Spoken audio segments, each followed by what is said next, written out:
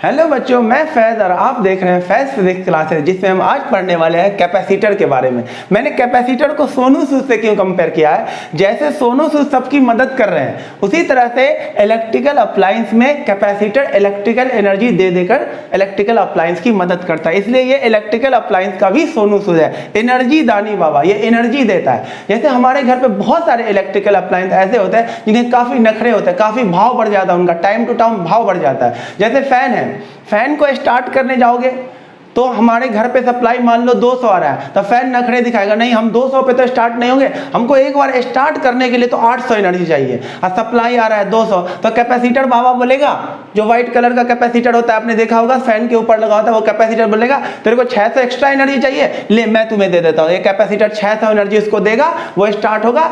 एक बार जब वो स्टार्ट हो गया तो वो जो उसको 200 एनर्जी मिल रहा है उससे ही वो काम चलाता रहेगा। उसी तरह से आप DSLR कैमरा लेके गए और फोटो खिंचवाने लगे। फोटो खींचने तक तो बहुत अच्छा था, लेकिन आपने कैमरे को बोला भाई अब मेरा फोटो तो ले, लेकिन एक बार फ्लैश लेके लेना फोटो।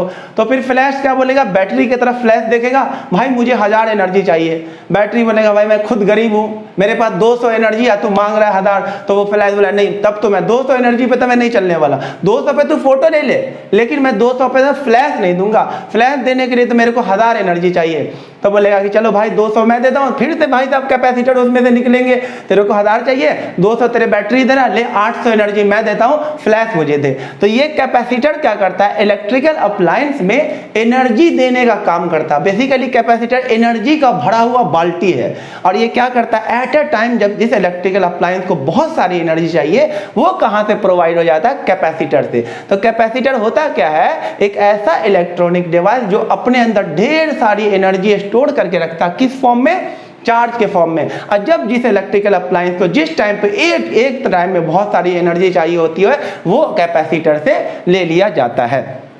अब उसके बाद टर्म आता है कैपेसिटेंस। क्या होता है कैपेसिटर? तो समझ में आ गया कि ऐसा डिवाइस जो अपने अंदर ढेर सारी एनर्जी को स्टोर करके रखता है, और जिस भी इलेक्ट्रिकल अप्लायंस को एट अ टाइम, एक फिक्स टाइम पे, एक पर्टिकुलर टाइम पे इतनी सारी एनर्जी चाहिए, तो वो कैपेसिटर से ले लेता और कैपेसिटर दे देता था, बिल्कुल सोनू सूद की तरह।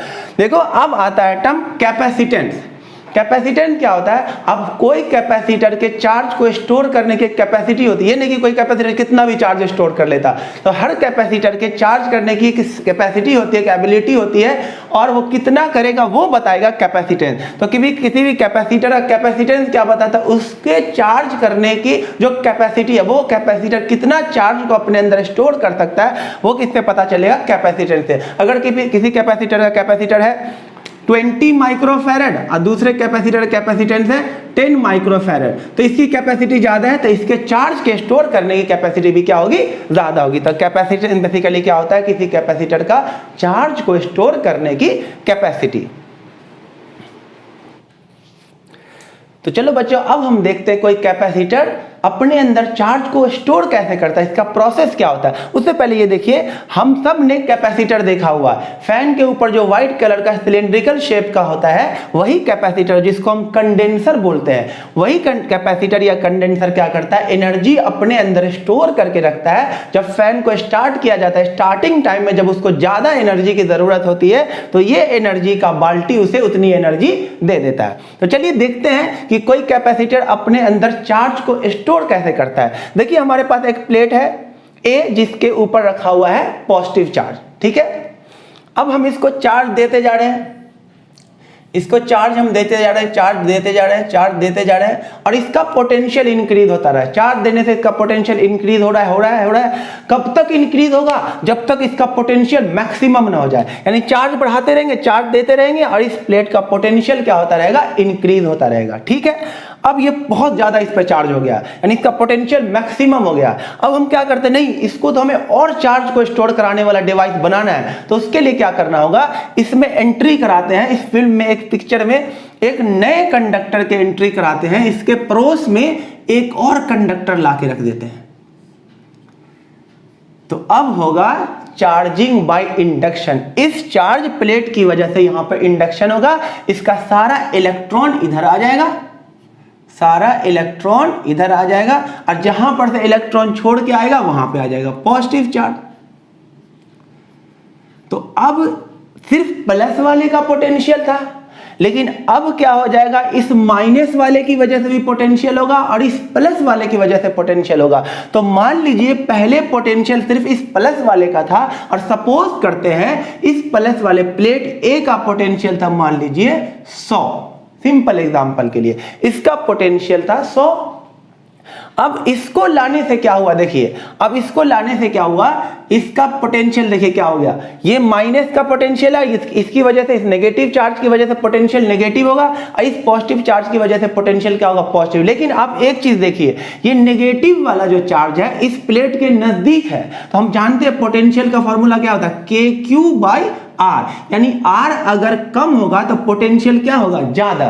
तो ये नेगेटिव वाला चार्ज इस प्लेट के नजदीक है, तो इसका जो नेगेटिव पोटेंशियल होगा वो ज्यादा होगा एज कंपेयर टू इस पॉजिटिव चार्ज की वजह से जो पोटेंशियल होगा। तो सपोज करते हैं इसका नेगेटिव पोटेंशियल जो है वो मान लीजिए -30 है और इसका जो पॉजिटिव पोटेंशियल है क्या होगा, देखिए नेगेटिव वाला ज्यादा होगा, ये क्या होगा, कम होगा। तो ये मान लो +20 है। तो अब ओवरऑल पोटेंशियल कितना हो गया, अब ओवरऑल पोटेंशियल कितना हो गया, 90। देखो कितना हो गया पोटेंशियल, 90, 100, 120 और 30 माइनस करेंगे तो 90। यानी इसको पिक्चर में लाने का एक फायदा क्या हुआ, पहले पोटेंशियल 100 था, अब पोटेंशियल कितना हो गया, 90, यानी पोटेंशियल घटा।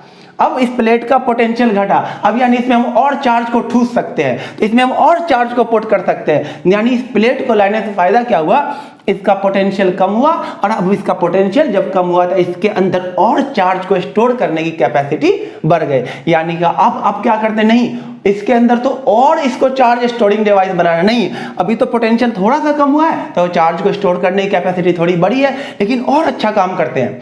अब क्या करते हैं, इसको अर्थिंग कर देते हैं। अगर जैसे ही इस प्लेट के इस पार्ट को अर्थिंग करेंगे तो अर्थ में से इलेक्ट्रॉन आएगा, अर्थ में से इलेक्ट्रॉन आएगा और इस पॉजिटिव चार्ज को न्यूट्रलाइज करके चला जाएगा। तो इस पॉजिटिव पोटेंशियल जो बन रहा था वो खत्म हो जाएगा। अब पोटेंशियल कितना हो जाएगा, 100 माइनस 30 कितना आ जाएगा, 70। ये देखो, यानी कि इस चार्ज कंडक्टर के पास एक अर्थ कंडक्टर लाने का तो इतना अच्छा फायदा हो गया। पोटेंशियल अब कितना हो गया, 100 था, अब हो गया 70 और पोटेंशियल घट गया। और पोटेंशियल घटा तो चार्ज को स्टोर करने की कैपेसिटी और क्या हो जाएगी, बढ़ जाएगा। इसमें हम और चार्ज ठूस सकते हैं और ज्यादा से ज्यादा इसमें हम चार्ज क्या दे सकते हैं, ठीक है। तो इस तरह से कैपेसिटर के अंदर चार्ज को स्टोर किया जा सकता है उसके पास एक अर्थ कंडक्टर को लाने से। तो इतना फायदा तो दिख रहा है कि पोटेंशियल को घटा के हम क्या करेंगे, कैपेसिटी बढ़ाएंगे, उसके चार्ज के स्टोर करने की कैपेसिटी बढ़ाएंगे। तो हम अगर रफली अगर कैपेसिटेंस का फॉर्मूला बनाएं तो क्या हो जाएगा, कैपेसिटेंस इज इक्वल टू, देखो पोटेंशियल के घटाने से इसके चार्ज को स्टोर करने की कैपेसिटी क्या हो रही है, बढ़ रही है। तो पोटेंशियल तो अपॉन में लिखना पड़ेगा, इसके कम होने से कैपेसिटेंस क्या होगा, ज्यादा। और जितना ज्यादा चार्ज स्टोर करेगा कैपेसिटर तो उसकी कैपेसिटेंस क्या होगी, ज्यादा। तो चार्ज के तो लिख लो डायरेक्टली प्रोपोर्शनल। तो सिंपल मैंने कैसे करके फॉर्मूला बता दिया, बाकी तो आप ऐसे डायरेक्टली याद कर सकते हो, बट इस तरह से हम समझ सकते हैं पोटेंशियल के घटने से चार्ज के स्टोर करने की कैपेसिटी क्या होगी, इंक्रीज, इसलिए नीचे लिख दिया। और जितना ज्यादा चार्ज स्टोर करेगा उसका कैपेसिटेंस उतना ही ज्यादा होगा। तो कैपेसिटेंस का फॉर्मूला आ गया C is equal to Q upon में V। तो कैपेसिटेंस का फॉर्मूला आ गया C is equal to Q upon में V। और ये कौन सी क्वांटिटी है, स्केलर क्वांटिटी है, स्केलर क्वांटिटी है बच्चों। और इसकी SI यूनिट होती है, कैपेसिटेंस की SI यूनिट फैरड। इसको सिंपली क्या लिखेंगे, F से। और ज्यादातर कैपेसिटर माइक्रो फैरड में लिखा होता है, which is 10⁻⁻⁶ farad. Pico farad, nano farad, nano farad 10⁻⁻⁹ farad, pico farad 10⁻⁻12 farad. इस तरह से लिखा होता है। देखिए बच्चों, अब हम कैपेसिटेंस का यूनिट तो हमने निकाल लिया, फैरड होता है, और इसका हम डायमेंशनल फॉर्मूला भी निकाल सकते हैं। जैसे C है, C is equal to Q upon में V। और हम जानते हैं पोटेंशियल डिफरेंस क्या होता है बच्चों, work done per unit charge. तो C किसके इक्वल हो जाएगा, Q, ये Q ऊपर चला जाएगा तो क्या हो जाएगा, Q स्क्वायर अपॉन में W। तो अब हम इसका डायमेंशन लिख सकते हैं। तो कैपेसिटेंस का डायमेंशन क्या आ जाए, चार्ज के लिए डायमेंशन क्या यूज करते हैं, 80, क्योंकि I इज इक्वल टू क्या होता है, Q अपॉन में T, तो Q इज इक्वल टू क्या होता है I इंटू में T। तो Q का डायमेंशन क्या होता है, करंट के लिए A और टाइम के लिए T। तो चार्ज का डायमेंशन होता है AT, 2 बार है तो A स्क्वायर T स्क्वायर, और वर्क डन का डायमेंशन होता है फोर्स इंटू में डिस्प्लेसमेंट यानी कि ML2T माइनस 2। तो आप इस तरह से कैपेसिटेंस का डायमेंशन निकाल सकते हैं m raise to the power -1, और ये हो जाएगा L raise to the power -2, और ये हो जाएगा T raise to the power -4 और A स्क्वायर। ये हो जाएगा कैपेसिटेंस का डायमेंशन, और यूनिट तो वो लिखा ही हुआ है।